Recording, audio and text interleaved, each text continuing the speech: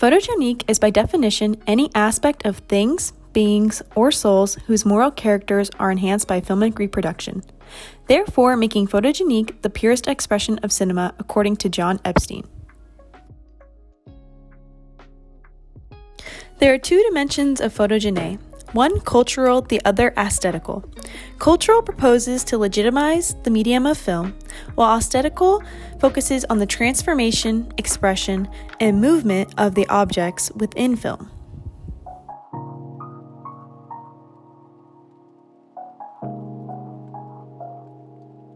The cultural aspects of photogeny serves to make cinema be seen to the world as a true art form, one that can be taken as seriously as a literary work or a theatrical performance.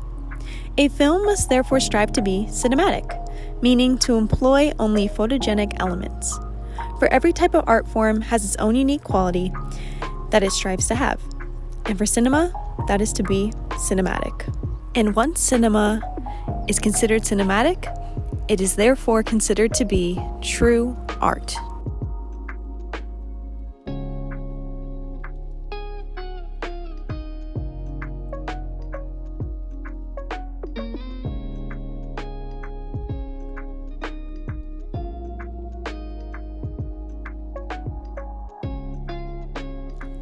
The aesthetical aspects of photogeny serve to explain how movement, transformation, and expression of objects through cinema makes them come to life.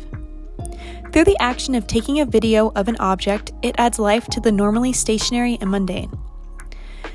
Take the rolling of waves hitting the shore, for example. The rolling waves were once a normal, everyday object, but on film, they bring the viewer the feeling of peace and comfort that was not seen before. The trees blowing in the wind, instead of being mundane and boring once captured on film, shows the trees having a sort of personality that can tell a story to the viewer. This story could be represented in any way that the viewer wants to perceive it, and it lets the viewer experience the emotions they want to feel from the clip. For example, the trees could bring the emotions of fear, love, or comfort depending on how the film portrays them.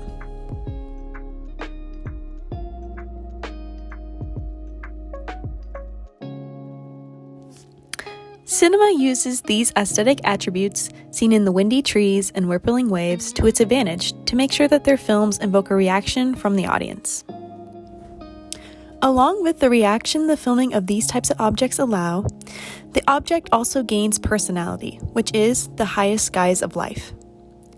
They were chosen to be filmed because of the quality of personality that the object already had, but through the lens of a camera, this personality makes the object come to life in a way even more unimaginable. The close-up on the leaves rustling and the waves hitting the sand demonstrates the movement and the dramatic features these objects bring to light, adding character to where there was once none.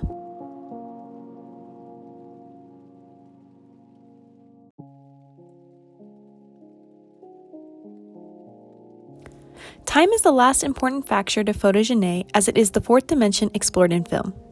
It relates to mobility seen in photogeny, and even though the clips I took of the beach were not taken on the same day or at the same time, it appears to be happening simultaneously through the cinematic process.